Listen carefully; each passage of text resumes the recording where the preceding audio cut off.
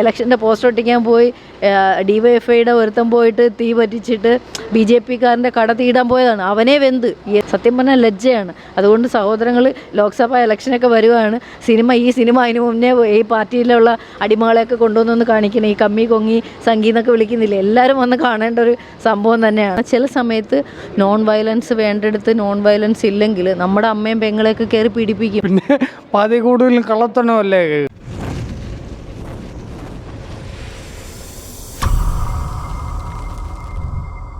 നടന്ന കഥ തന്നെ. കുറേയൊക്കെ കള്ളത്തിനുണ്ട്. ഇത് പടത്തിൻ്റെ ഇതില്ല, മറ്റൊരു ഇല്ല. കുറച്ച് നീളം കൂടെ വല്ലതും നല്ല പടം. കഥ കുറേ അറിയാമായിരുന്നു. പിന്നെ പാതി കൂടുതലും കള്ളത്തണമല്ലേ കേൾക്കുന്നത്. ഇതിപ്പം കുറച്ച് റിയലായിട്ടുള്ളതാണ്.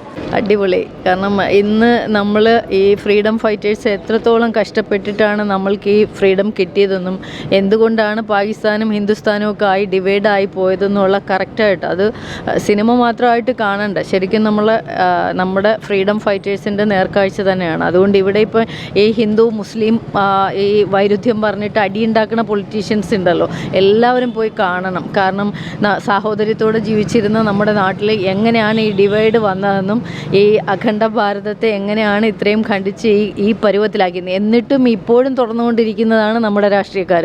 അതാണ് ശരിക്കും നമ്മളെ കണ്ണ് തുറക്കണം. യങ് ജനറേഷന്, യൂത്ത് എല്ലാവരും ഈ സിനിമ കാണണം, വീട്ടിലുള്ള എല്ലാവരും കാണിക്കണം. ബിക്കോസ് ഇതാണ് ശരിക്കും നടന്നത്. പിന്നെ ഗാന്ധിജിയുടെ അസാസിനായിട്ട് നമ്മൾ എപ്പോഴും കേൾക്കുന്ന ഒരു കാര്യം ഷൂ നക്കി സവർക്കർ അങ്ങനെ ഇങ്ങനെയാന്ന് പറഞ്ഞിട്ട്. അപ്പോൾ ഇത് സുപ്രീം കോടതി തന്നെ പറഞ്ഞിട്ടുണ്ട് സവർക്കർ നിരപരാധിയാണെന്നുള്ളത്. അങ്ങനെ ഒരു അസാസിന്, അങ്ങനെ ഒരു മർഡർ നടത്താൻ അദ്ദേഹം യാതൊരു തരത്തിലും ഇടപെട്ടിട്ടില്ല.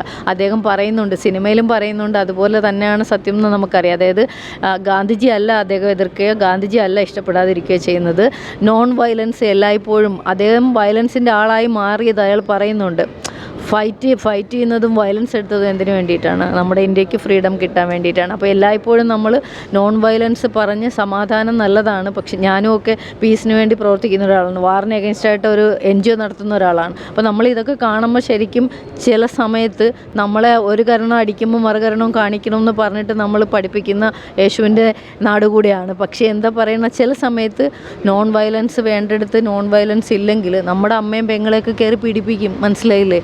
അപ്പോൾ നമ്മുടെ രാജ്യം, നമ്മുടെ മാതൃരാജ്യത്തെ ഇത്രത്തോളം ചവിട്ടി മെതിച്ചത് നമ്മുടെ ഇവിടുത്തെ ഫൈറ്റേഴ്സ്, ഫ്രീഡം ഫൈറ്റേഴ്സിനായിട്ടുള്ള പാട്രിയോട്ടിക് ആയിട്ടുള്ള ഇത്രയും വലിയ നേതാക്കന്മാരും ഗാന്ധിജി ഉൾപ്പെടുന്ന ആളുകളെടുത്ത തെറ്റായ തീരുമാനം തന്നെയാണെന്നാണ് ഈ സിനിമ കാണുമ്പോൾ നമുക്ക് സിനിമ കാണുമ്പോൾ മാത്രമല്ല, ചരിത്രം അതാണ്, നമ്മളെ പറഞ്ഞ് തെറ്റിപ്പിച്ചതാണ്. അപ്പോൾ അവിടം തൊട്ടാണ് ഈ കോൺഗ്രസും അല്ലെങ്കിൽ ഹിന്ദു മഹാസഭയിൽ നിന്ന് തുടങ്ങി ഇപ്പോൾ ഈ പറയുന്ന RSSലേക്കും അല്ലെങ്കിൽ നമ്മുടെ ഭാരതീയ ജനതാ പാർട്ടിയിലേക്കൊക്കെ എത്തി നിൽക്കുന്ന, ഇന്ന് രാജ്യം ഭരിക്കുന്ന ഒരു പാർട്ടിയുടെ അടുത്തേക്ക് നമ്മൾ എത്തിപ്പെട്ടിട്ടുണ്ടെങ്കിൽ ഇത് എല്ലാം ഒരു റീസൺ ആണെന്നുള്ളത് തന്നെയാണ്. കാരണം ചരിത്രമാണ്, പൊളിറ്റിക്കലി ഇത് ശരിക്കും പറഞ്ഞാൽ ഈ സിനിമ എല്ലാവരും കാണണം. സ്കൂളുകളിലും കുട്ടികളെ എല്ലാം കൊണ്ടുവന്ന് തമ്മിലടിക്കുന്ന നമ്മൾ ഈ ഹിന്ദു മുസ്ലിമിൻ്റെ പേരിൽ നമ്മുടെ സഹോദരങ്ങളാണ് ഇല്ലേ?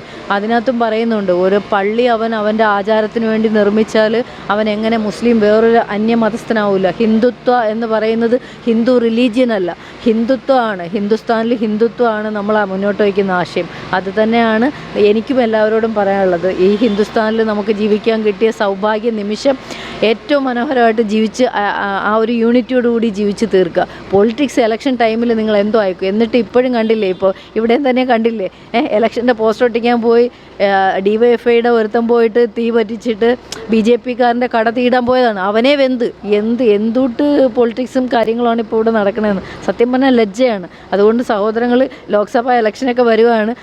ഈ സിനിമ അതിന് മുന്നേ ഈ പാർട്ടിയിലുള്ള അടിമകളെയൊക്കെ കൊണ്ടുവന്നൊന്ന് കാണിക്കണം. ഈ കമ്മി കൊങ്ങി സംഗീതമൊക്കെ വിളിക്കുന്നില്ല, എല്ലാവരും വന്ന് കാണേണ്ട ഒരു സംഭവം തന്നെയാണ്.